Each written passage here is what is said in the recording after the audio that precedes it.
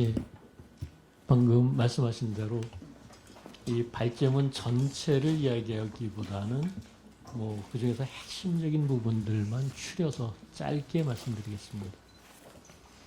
지금 세 분이 발제를 하게 되다 보니까 저는 일종의 총론적인 이야기다라고 생각을 해주시면 될 것 같습니다.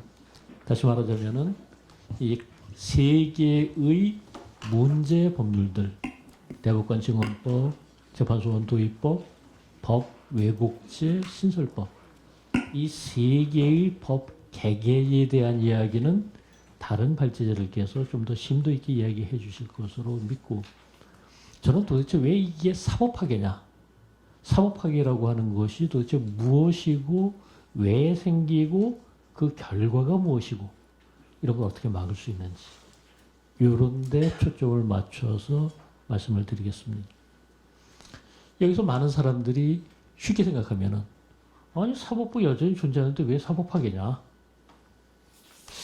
근데 여기서 제가 한 가지 말씀드리고 싶은 것은, 검찰청 폐지하고 공소청으로 바꿨지만 어차피 검사들 조직이 있고 검찰이라는 게 기소 담당하니까 그 뭐 검찰 제도가 폐지된 건 아니지 않느냐. 그러면은 검찰청이라는 이름을 존속하면서 그냥 검찰은 원래 기소만 하는 거다라고 하지 않고 왜 굳이 공소청이라고 이름을 바꿨을까요? 본질이 달라지기 때문입니다. 우리가 아는 검찰은 그런 게 아니거든요. 그러다 보니까 이 검찰총장은 헌법상 국무회의의 심의를 거쳐서 임명하도록 되어 있는데 이거 규정 위반이다라고 하는 그런 논란이 많음에도 불구하고 공소청으로 명칭 변경을 포기하지 않고 있는 것입니다. 마찬가지로 지금 사법의 본질이 파괴되고 달라진다면 그건 바로 사법학계입니다. 법원의 존재가 없어져야만 사법학계인 것은 아니다. 그럼 사법의 본질이 뭐냐? 당연히 공정한 재판입니다. 공정한 재판이라고 하는 것은 결국 어느 쪽에 종속되어 있고 무조건 한쪽 편을 드는 그런 재판이 아니라, 누가 봐도 이것은 독립적이고 중립적이고 객관적인 기준에 따른 그런 판단이어야 하는 거지 않습니까? 그런데 지금 일련의 법률들을 강행 처리하는 것이 사법학계라고 일컫는 것은 이런 공정한 재판을 불가능하게 만드는 것 아니냐. 지금 제왕적 대통령과 제왕적 국회를 모두 장악하고 있는 그런 상태에서 사법부마저 장악해서 삼권 분립을 무너뜨리고 독재화를 시도하는 것 아니냐. 이런 점 때문에 우리가 사법학계라고 하는 좀 더 강력한 표현을 써도 어색하지 않게 된 겁니다. 그러면 이러한 사법학계라고 하는 게 도대체 왜 발생하느냐? 이건 권력의 속성이라고 보는 게 맞을 겁니다.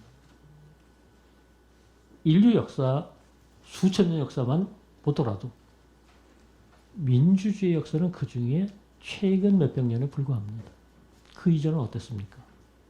전부 다 왕이나 독재자들이 국가 권력을 갖다가 장악하고 있었습니다. 권력이라고 하는 것은 가지면 가질수록 더 강력하기를 원하는 그런 기본적인 성향이 있지 않습니까? 또 그와 더불어서 권력은 부패로의 경향을 가지고 절대적 권력은 절대적으로 부패한다는 액턴경의 얘기도 있었고요. 지금 이재명 정권의 권력이 커졌기 때문에 이제 충분하다라고 하는 게 아니라, 그러한 권력의 속성 때문에 이거 우리 삼권 중에 두 개를 장악했는데 나머지 하나만 장악해버리면 그때는 거칠 게 없다. 이런 식으로 나오고 있는 것이고 그것이 결국은 독재다. 이 점을 조금 더 분명하게 할 필요가 있다. 그런데 일반 국민들은 물론이고 오히려 법관들조차도 당장 자기 문제인데 이런 부분들에 대한 인식이 부족한 것 아닌가.